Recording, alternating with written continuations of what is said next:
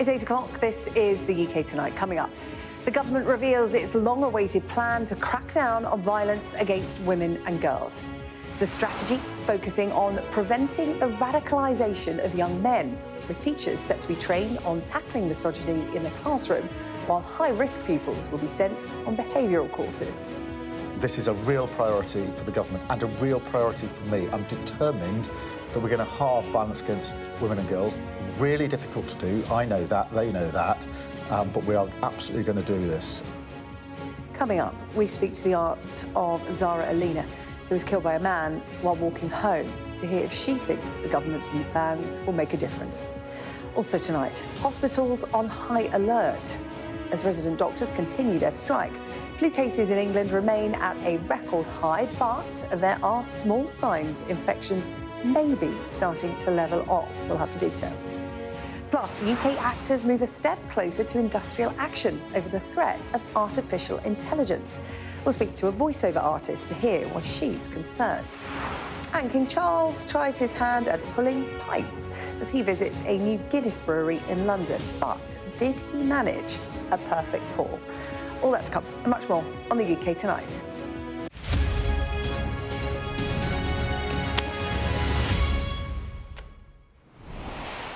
All of that on the way throughout the course of the next hour. But first, we begin with breaking news from the United States. The Democrats releasing a new batch of files and photos from Jeffrey Epstein's estate ahead of a deadline tomorrow for the Justice Department to release the entire cache of material.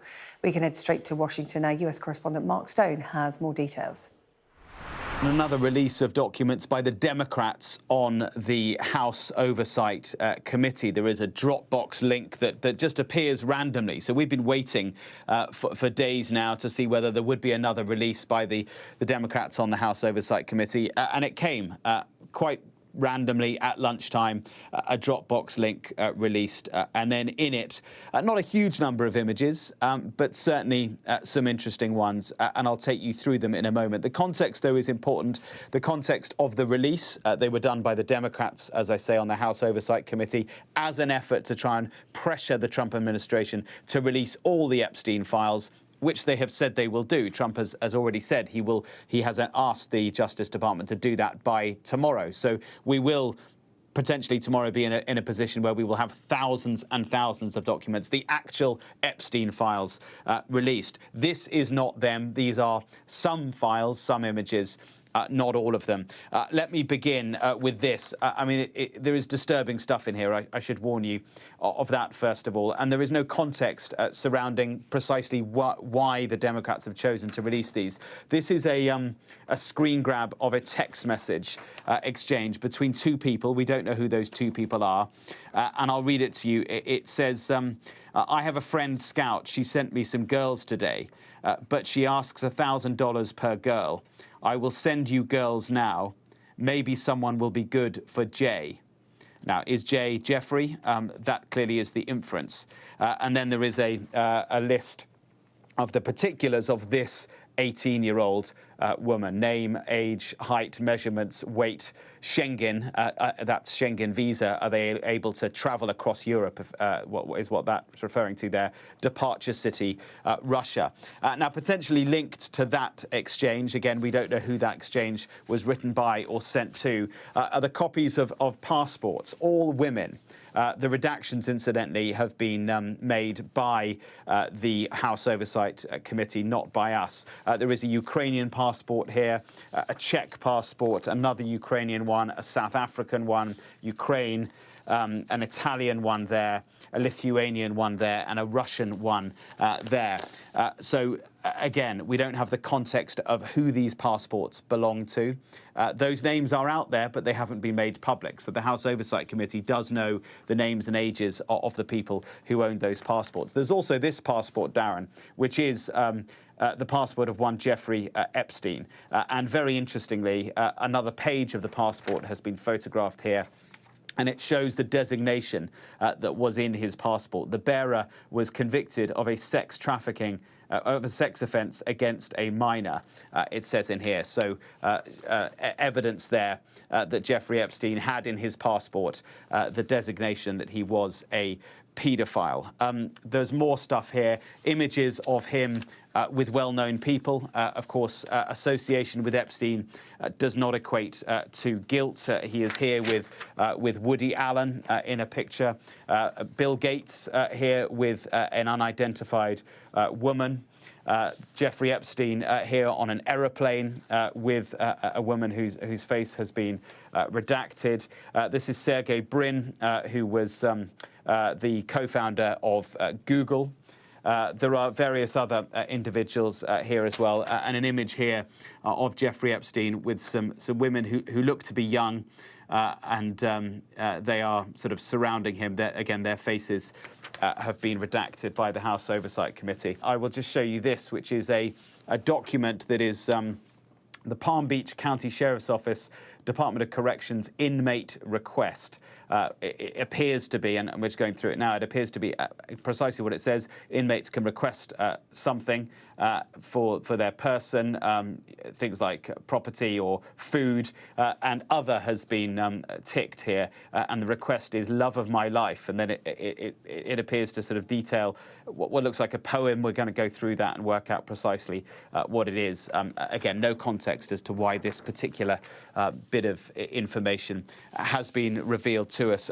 And then very lastly, I did say that was the last thing, this is images of writing on an unidentified woman's body. The writing is quotes from the book Lolita. Once again, no context surrounding that. But all of it, of course, is related to this man, Jeffrey Epstein, now dead, died in prison in 2019. And the extent to which the scandal, the wrongdoing surrounding him, the extent to which that affected and impacted and connected with many other people. Mark Stone with the latest there from Washington. Now, today, the government announced its long-awaited strategy for tackling violence against women and girls, with ministers describing the issue as a national emergency. All secondary schools in England will now have to teach students about healthy relationships. The teachers trained to spot the early signs of misogyny in boys. Sir Keir Starmer says it is time to take action in the hope that his government will be able to halve the amount of abuse within the next decade. Sky's Molly Malone has this next report. So psychological abuse, economic abuse, tech abuse, physical. What teenagers are being taught is changing. At this school in North London, they're taking part in a workshop about healthy relationships. You're such a flirt, and that just annoys me. Role-playing scenarios to help them navigate life outside of the classroom. We'll start seeing more of this as lessons become mandatory, with the government's violence against women and girls strategy focusing on prevention, intervening early to challenge harmful behaviour.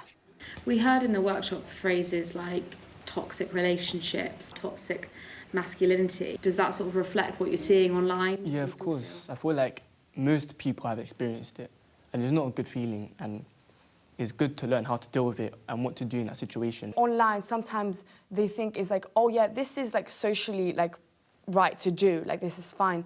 And then you learn from another person, like an expert, and then like, oh no, this is type of like manipulation, this type of abuse. Ministers are trying to tackle the attitudes of boys in particular, with specialist training for teachers and plans to refer those as young as 11 for misogyny classes. And outside of the classroom too, working with tech companies to clamp down on image-based abuse.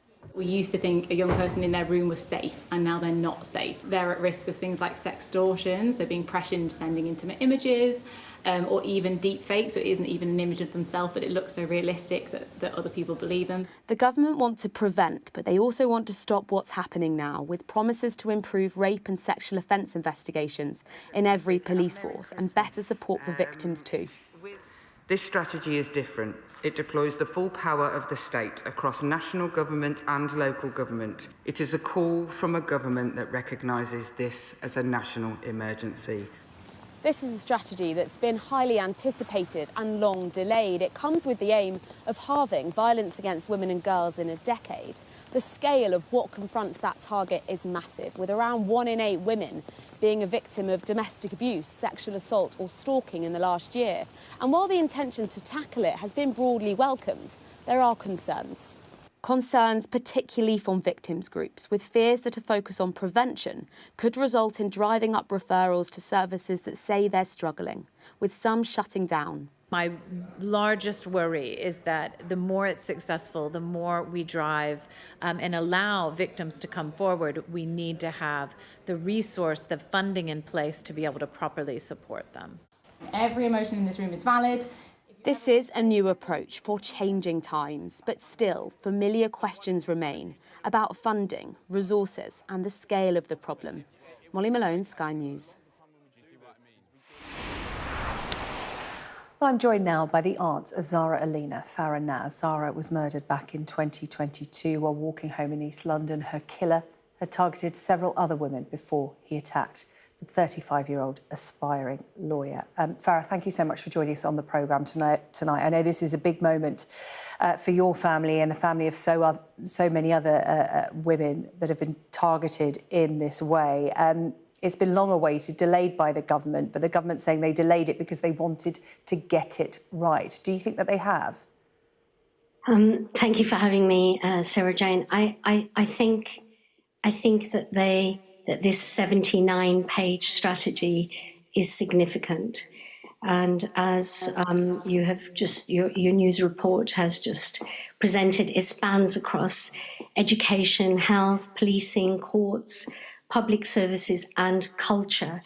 And it recognises, as Minister Jess Phillips just said, that no single sector can fix the issue of violence against women alone, and there has to be joined up thinking and working. And I think that the strategy is a serious starting point, but as we all know, strategies don't save lives unless they're implemented, funded and regularly evaluated for efficacy. And importantly, I think what's not being mentioned is that if we are to halve violence within 10 years, then we need to sustain this strategy beyond one political cycle. And I don't hear any mention of cross-party commitment here. So I think that, for me, is the key concern here. Yeah, that's interesting. You talk about cross-party commitment. The leader of the opposition, Kemi Badenoch, today, saying that this strategy announced by the government was missing the point. It shouldn't be a priority to educate young boys to prevent misogyny. She said that migrants were a greater danger to women and girls. Do you think that she is actually missing the point? What would you say to other parties about getting on board with this strategy? Well, I think they haven't read the 79-page strategy, because there is an emphasis on early intervention, prevention, and taking care of the later stages within the justice system. So I think, you know, the issue here is cross-party politics seems to be more of a priority than women's lives. You make a good point there, that there have been 3 goals set out by the government, the first of which is taking all the headlines today, and that's early prevention, educating boys from a young age so they don't grow up to be perpetrators. The second is bearing down on those who commit these awful crimes. The government were pointing out that too often police response is patchy, there's not a uniform response, they want to change that. And the third is about supporting victims, £1 billion pledged to support victims, because often they're forgotten in all of this.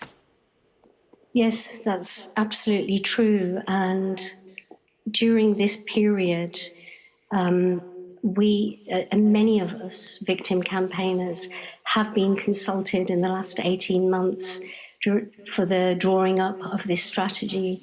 And that is something significant and new and to be applauded, I think. But key is the implementation and whether it can be sustained. I think we know that systemic failures are known, they are preventable. We know that Zara, my niece, was not murdered through chance, but was murdered through systemic failures that were preventable and had a strategy like this been in place some years ago, then my niece Zara might still be alive today. And that's why implementation and political commitment matter. And I think I've asked a number of ministers in government, in this government and the previous government, if you say, which they have said for some time, that violence against women and girls has been recognised in policing frameworks as a national threat.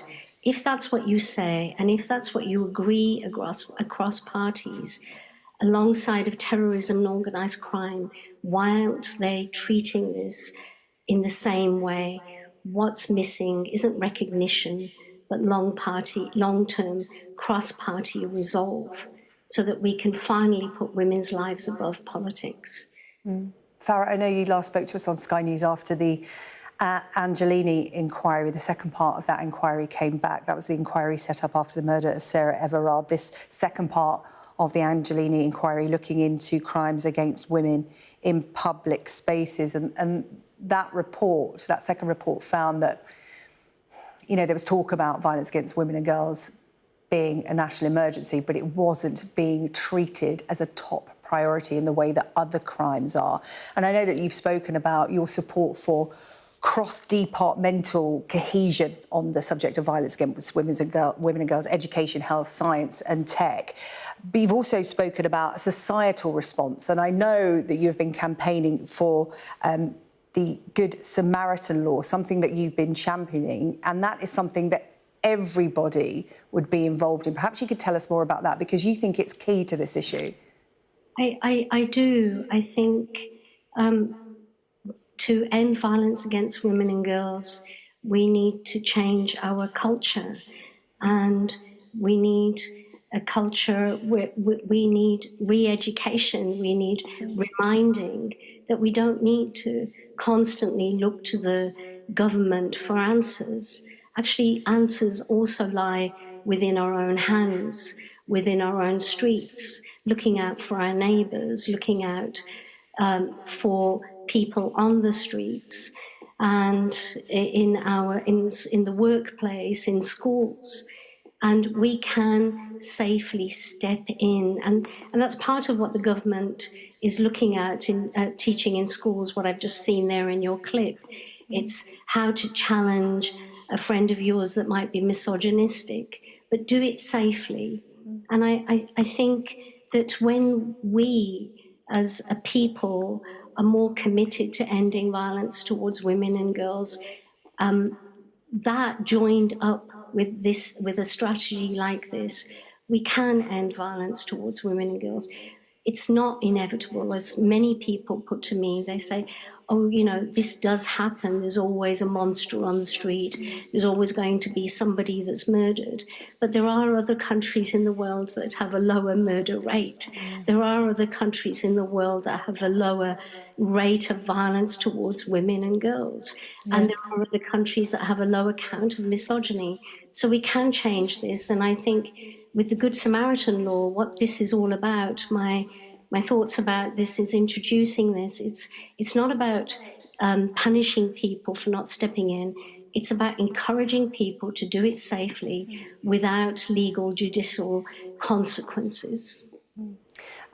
Yeah, violence against women and girls, you mentioned they're strangers in the street, but violence against women and girls rarely carried out by complete strangers. It's often carried out in their own homes, within their own peer group. The Home Office figures showing that last year, 1 in 8 women were the victim of domestic abuse, sexual assault or stalking. So if people are sitting at home tonight thinking, well, you know, it's not my problem, it's not in my community, those statistics tell us otherwise. Farah Naz, really good to talk to you. Thank you so much for coming on. I know you felt compelled to come on because of what happened to your family, and I really appreciate your time this evening. Thank you so much.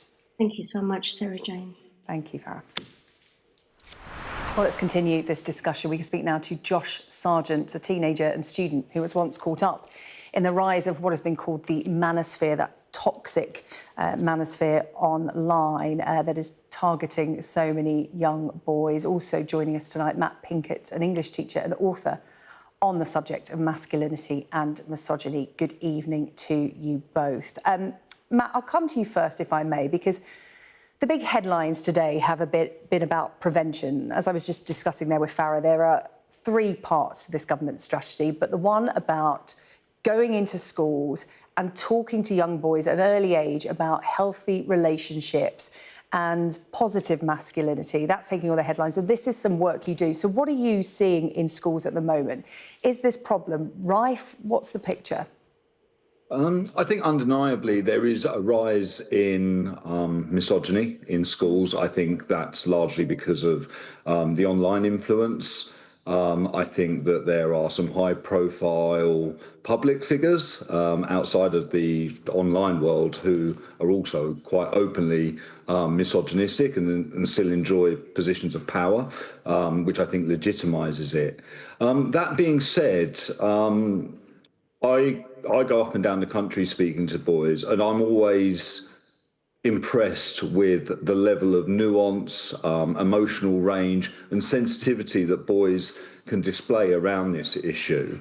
And I think that boys are actually very receptive to tackling misogyny. When we look at recent statistics from YouGov that show that 7% of 13 to 17-year-olds actually have a positive view of Andrew Tate. That's only 7%. I know Mr. Starmer came out recently and said that 40% of boys have a positive view of Andrew Tate, but I don't know where he got that from.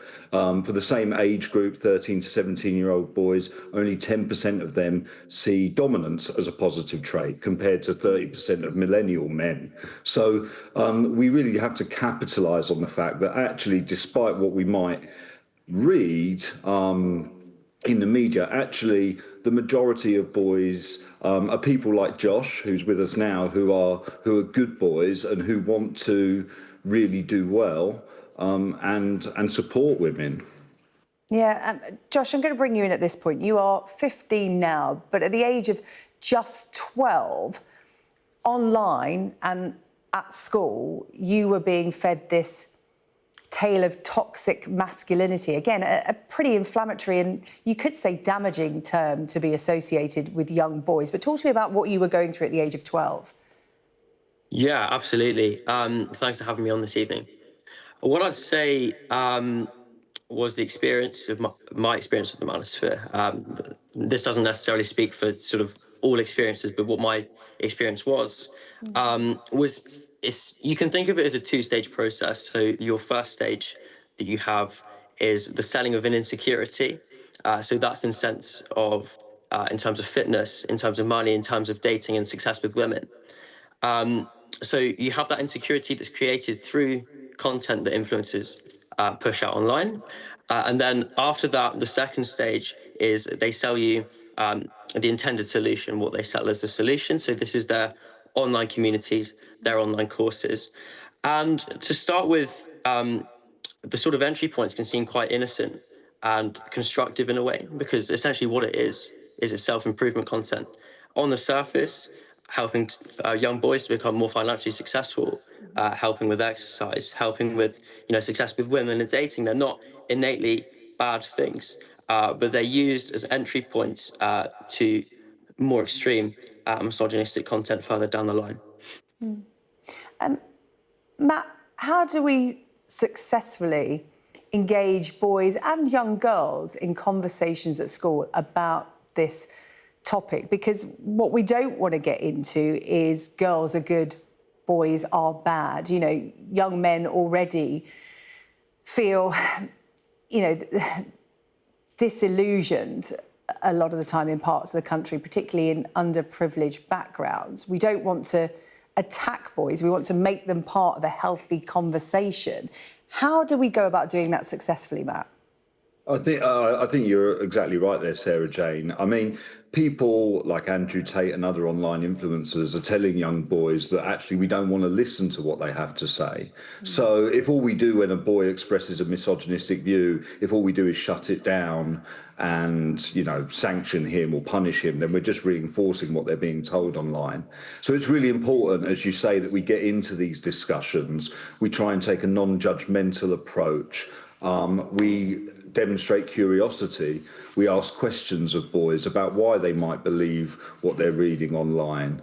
I think there's a lot of work to be done as well with training teachers to get students to think critically about what they're consuming online. There's always questions to be asked, you know, whose view are we not hearing in this video? Why has this content creator, why are they saying this? What are they getting out of it? Why might a person younger than you believe what's being said in this video? There are all sorts of questions we can ask. So I think, you know, a non-judgmental approach based on curiosity and a willing to understand is key to getting boys engaged on this issue. Josh, how did you stop yourself from going down that path? And also, now that you're vocal about it, you're just 15, so to be able to speak about this openly and stand up and call out your peers, talk to us about what's going on, is a pretty brave thing to do at 15. How did you find a way out of it, and what's going on amongst your peer group in this space? Well, I think Matt really hit the nail on the head there with that sort of open, honest conversation angle, because I really do see that, and it was for me, and I really do see that as the solution for dragging boys out of the manosphere.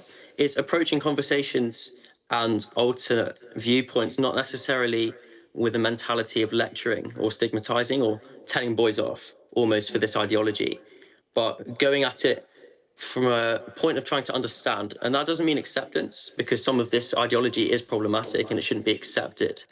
But from a point of understanding and tracing back to the root issues and the root insecurities that are leading boys down this path, and respectfully challenging it and going down to, those root issues to sort of discover healthier pathways to drag them away and help them pursue and deal with those insecurities and those challenges that make them susceptible to these algorithms and these communities in more constructive ways. Matt, this is ambitious in its plans. All schools in England are going to take this on now and have these lessons, if you want, these conversations is probably a better term. But a lot of the criticism today has been that schools are already overburdened. This puts a lot of responsibility on the shoulders of the teachers. And really, if young boys are developing misogynistic views, you know, rather than it coming directly from online or their peer group, it's actually starting at home. It's starting, you know, if they come from a different culture, perhaps. And, you know, it is a societal problem, but it does start at home. So how will this work? How effective can tackling this in schools really be? I mean, by that logic, should we get parents to be teaching students algebra, metaphors and trigonometry? You know, I think teachers, okay, I know it's not academic content, but teachers do have, I think, a moral duty to educate children where parents might not be able to. Parents are busy working, and schools do provide unique environments and topics of discussion where misogynistic views do arise, and so we're perfectly placed to tackle them. That being said, I do think that funding and training needs to be given to schools, and that schools can actually then use that training to better engage parents. Many of the schools that I visit, they keep me behind in the evening, and parents come in and I speak to them. So, you know, getting external speakers in to talk to parents about the kind of things that their boys might be being exposed to and how to deal with it could work. But, you know, I think the guidance does really put a stress on this is a whole societal approach. It's not just teachers, it is parents, it's police officers, it's the media. Everybody has a part to play in this, and you know, and I think teachers need to embrace that. Well, listen, Matt Pinkett, really good to talk to you, and Josh Sargent as well. Thank you very much for your contribution to the programme tonight. As we've been discussing, it's all about open and honest conversations. The government concentrating on schools, but as you've both pointed out, you know, it's about peer groups, wider society as well, to effectively tackle violence against women and girls. Thank you. As has come here on the UK Tonight, we'll have the details of a new ambassador to the US. And a pint fit for a king. King Charles is taught the art of the perfect pour.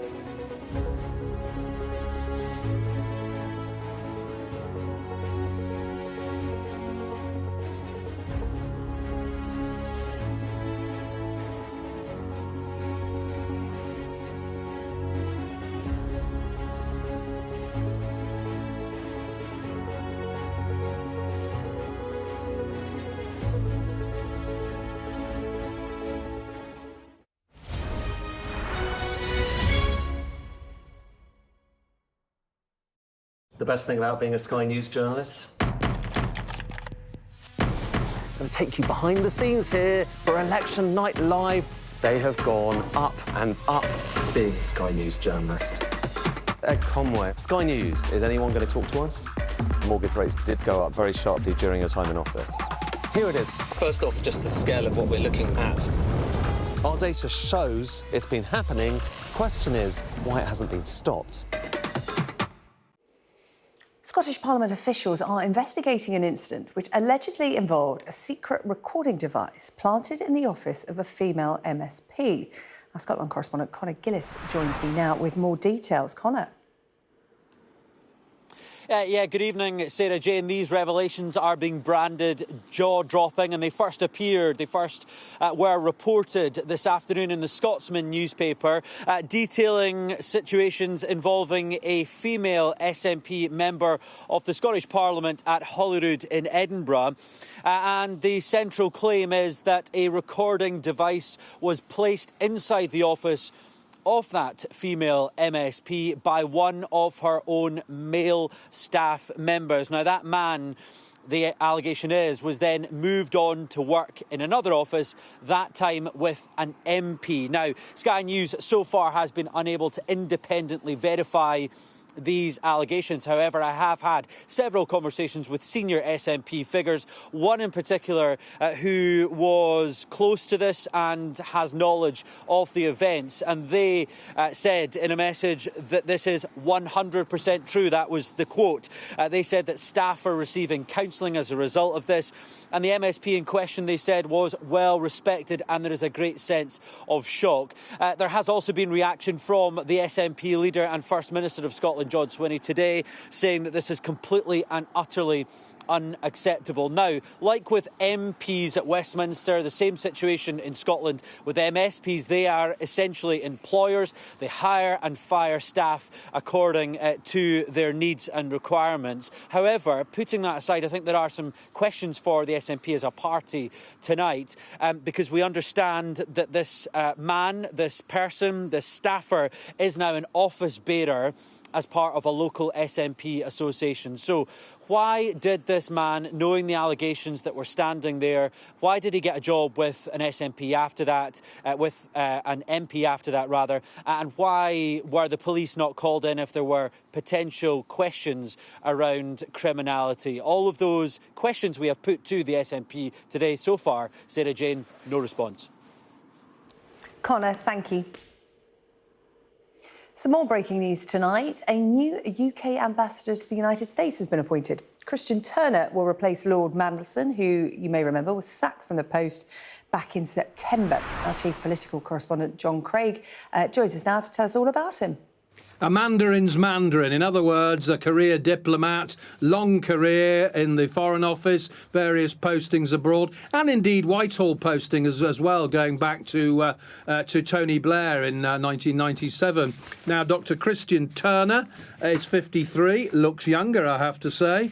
He's married with 2 children, and he said on his appointment by the Foreign Office that the 2 countries share a historic partnership rooted in common values, shared security and deep economic ties. He says this is a pivotal time for the transatlantic relationship, and he looks forward to working with President Trump's administration, leaders in Congress, business and society to strengthen that bond. Well, after taking the gamble of a political appointment, which ended disastrously, because Lord Mandelson had to quit over his links with Jeffrey Epstein, they've gone for a safe choice. Somebody the Foreign Office will be pleased about. They've got their man. They would like to feel that he'll report back to them rather than to number 10. Now, he beat a couple of other decent candidates. One was a man called Varun Chandra. Now, he's the Prime Minister's business advisor, said to be the architect of recent trade agreements with Donald Trump. Now, as a sop for not getting the job, he has been given an expanded role in Downing Street and continuing to take a lead role in trade talks with the US. Towards the end of the contest, a third person, Nigel Casey, Britain's ambassador in Moscow, was appointed. Now, you might have thought that perhaps that's probably typical or traditional career progression, Moscow, then Washington. But given the volatility of affairs in Russia and Ukraine, he's obviously decided to leave him there. So they've gone for the safe choice. The Foreign Office will be delighted. Really, Sir Keir couldn't really take another gamble after the dreadful circumstances in which he was humiliated by having to get rid of Lord Mandelson. So, career diplomat, Mandarin's Mandarin. They'll be popping champagne corks in the Foreign Office and no doubt cracking open the Ferrero Rocher as well. Hey, John, thank you. So has come on the UK tonight. Concerns over the rise of AI in film and TV as actors move a step closer to industrial action.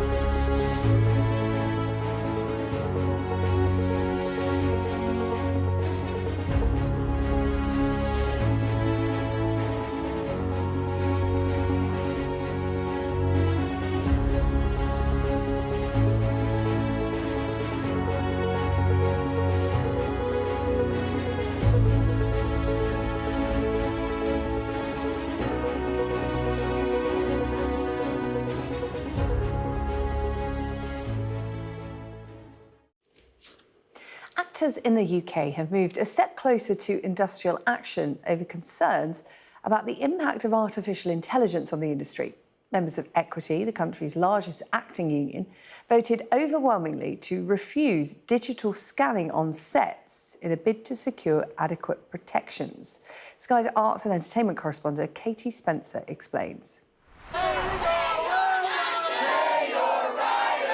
Only a few years ago in America, the impact of actors and writers striking over AI and pay proved massively disruptive. Productions ground to a halt. Now, in an unprecedented move over here, members of Equity, the UK's biggest acting union, have voted overwhelmingly in support of industrial action. And 99.6% of voting members voted yes. Industrial action is not an inevitability. It is a choice to be made by the producers. It is entirely within their power to come back with an offer which meets our reasonable expectations on artificial intelligence protection and on royalties by the 19th of January next year. Stopping just short of asking for a strike, basically this was a warning shot to producers to say, if we actors walk onto set and are asked to be body scanned without formal agreement, we all collectively are up for saying no. From stuntmen to big stars, 7,000 performers who were initially sounded out on this overwhelmingly said they'd support it, including big names like the Crown star Bertie Carvel. One of the first things that happens these days when you go onto, certainly onto a major film set, you're ushered into a studio, sometimes a mobile pod. I've had it done in the middle of muddy fields on location, surrounded by hundreds of cameras in every direction, 360 degrees. And within seconds, thousands of images have been captured that allow for a 3D replica, a model, a computerized model of you to be built. And the question is, what happens to that model next? I don't want this technology in the world, if I'm honest. It's contributing almost inevitably to my own obsolescence. Why would I collude in that? Well, the answer is because producers will say, unless you do this, we won't give you the job. Equity hasn't said members will do this now. What the union wants instead is for Producers Union PACT to take notice. It wants some of their contractual concerns to be reworked so that actors aren't put under any pressure in the first place. In its response to the vote, PACT said this. Producers abide by the legal requirements for the treatment and storage of scans. During the recent negotiations, PACT offered Equity terms on AI consistent with those that are in place in other countries.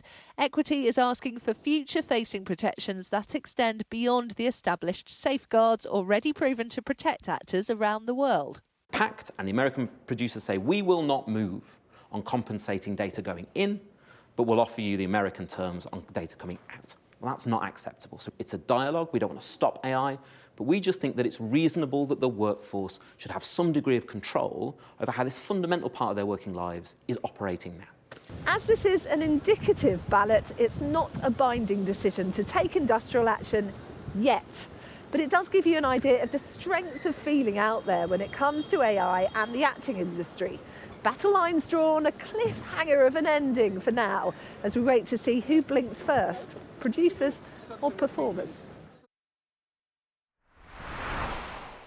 Well, let's speak now to the actor Lawrence Bovard. Lawrence, thank you so much for joining us on the UK tonight. Perhaps you can outline the strength of feeling that you have about this prospect.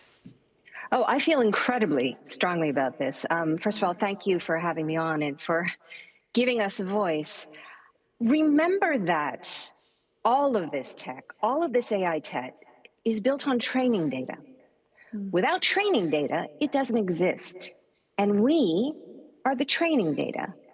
So it's only right that there should be transparency, consent, and compensation when it comes to the use of our data.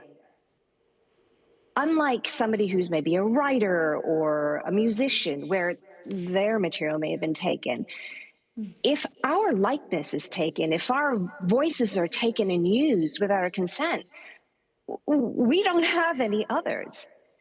Our career is the way we sound. Our career is the way we look. So if our data is taken and we have no consent over it, then we lose our careers.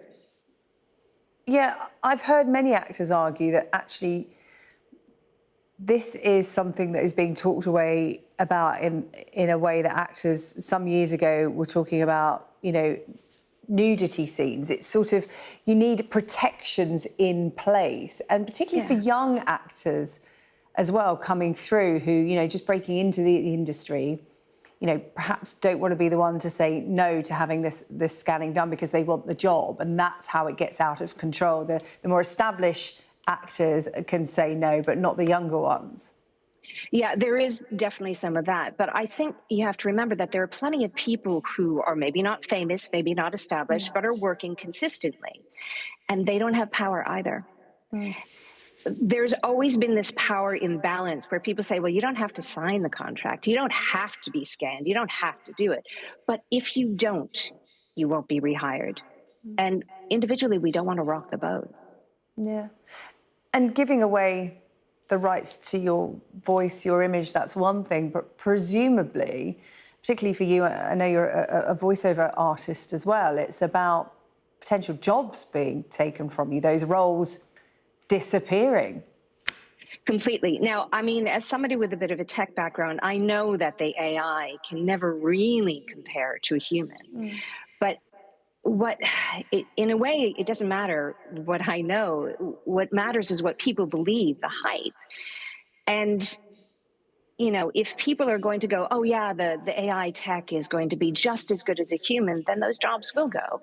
And as you mentioned, in the voice world, this has already happened. So there are big AI companies, I won't mention them, that have just scraped voices, created these synthetic voices. These synthetic voices are now embedded in software that is then being licensed on to competing companies that we're now competing against. And I get back to the fact that there's got to be transparency, consent, and compensation. If you're going to use my voice, if you're going to use our likenesses, then you should get our permission and we should get some sort of payment. And we should have some say about how it's used and where, because that's the other danger, is it's not just about it going into other jobs. It's about where else are you going to use my face and my voice? The rise of AI and the fears about it run throughout the entertainment industry at the moment. Back in 2023, you know, when there were the writers' strikes, there was concerns about AI there and how that was being used in writing. And, you know, we've seen the arrival of, I'm sure you're well aware, the first AI actor known as Tilly Norwood. That garnered a lot of publicity, and a lot of people thought, oh, well, you know, this is just a bit of a PR stunt. This couldn't really be a threat. But it just shows how, you know, this fear is permeating through the industry at every level and in every department. Oh, completely. I don't think there is anybody, and to be honest, in any industry who's not scared. I think the other question you have to ask is, why would you want an AI actor? Why would you want an AI voice?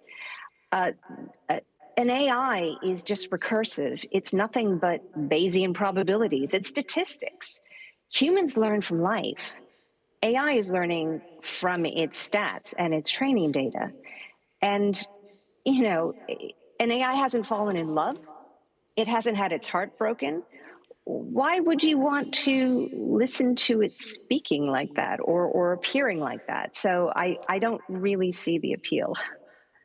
Oh, well, listen, it's so good of you to come on the programme to speak about this. Obviously, Equity, the industry's biggest union, you know, really going hard on this in an effort to sort of draw a line in the sand, really, and stop this from happening, protecting actors and, you know, other parts of the industry potentially as a result. Lawrence Boover, actor, joining us tonight. Thank you so much. Thank you very much. Coming up on the programme, could flu rates across the UK be stabilising? We'll be taking a look at the numbers with our health correspondent. And a pint fit for a king. King Charles is taught the art of the perfect pour.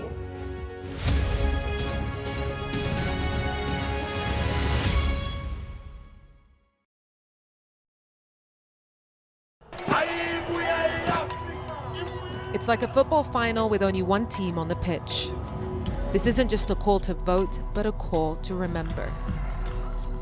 The freedom fought for by the African National Congress. I'm Yusra Al-Bagher, Sky's Africa correspondent based in Johannesburg, South Africa. A cyclone and 2 burst dams wiped out hundreds of generational homes. This was the second dam that the floodwaters hit before it tore into Derna. We are in the heart of Nairobi, and we're watching as protesters were heavily tear-gassed. The sheer fearlessness and persistence of these guys is astonishing. We help you understand the world with us.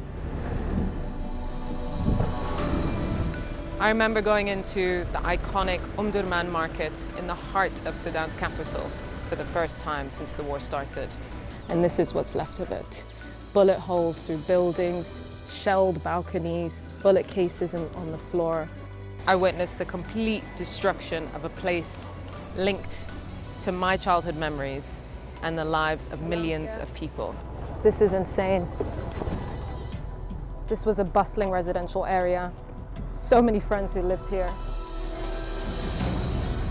My most memorable interview was with a 15-year-old boy who'd survived being stranded on a migrant boat on its way from Senegal to the Canary Islands.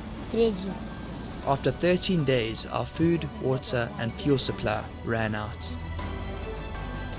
I felt awe when we saw the mountain gorillas in Rwanda. They call him the king of the jungle. This is the alpha silverback. Sky News. Get the full story first. Yusra Al-Bagher, Sky News. What's the best thing about being a Sky News presenter? Perfect. Let's bring you some breaking news. Being a Sky News presenter. I began by asking, thank you so much, trusting us to tell her story. The battle for number 10. Sky News has been given exclusive access. Let me give you a sneak peek. It was the day those present would never forget. Why did you decide to open up and tell your story? Flu cases in England have hit the highest level ever for this time of year, but there are signs infection rates might be beginning to fall. New figures from the UK Health Security Agency suggest cases may be levelling off, but the NHS says hospitals are still on high alert as resident doctors continue their 5-day strike. Our health correspondent Ashish Joshi has more. Flu season has come early and it's hit hard. A new strain, H3N2, is responsible for a surge in infections, leading to a record number of patients in hospitals. Let's look at the latest flu data and give it some context. There were 3,140 flu patients in hospital by the end of last week. That's the highest ever for this time of year, and it's up 18% on the week before. So the context is the timing. Flu season began much earlier than it normally does, so all the number of cases and hospitalizations is higher than we would see at this time of year. But there are signs that flu cases and infections are beginning to stabilise. Look at this chart here with data from the UK Health Security Agency. See this red line here, 25, 26, that's the one to follow. It shows the flu hospitalisation rate appears to be stabilising, and there's more encouraging news. Another graph from the UK HSA. Look at the same red line. This shows that the weekly average positive flu tests are now below levels at the same point last year. That's the black line. So some good news. But the warning from the UK HSA is it's too early to say if flu has peaked this season. Flu is an unpredictable virus. And while there is currently evidence that it is plateauing, the flu season is not yet over. Now, to bring us to a close this evening, a pint fit for a king. King Charles tried his hand today at pulling pints. This is as he visited a new Guinness brewery that has opened up in central London. But as you can see here, the king was taught the ritual of pouring the perfect pint, holding the glass at 45 degrees and waiting 119 seconds before adding the final drops. That's where I've been going wrong all this time. I didn't know about the timing bit. Let's watch the moment he tried his pint, and a warning, it does contain some flash photography. I better try it. Yeah, I'd say so. Just to see what usually pheasants. A very happy Christmas. A very happy Christmas. Aha.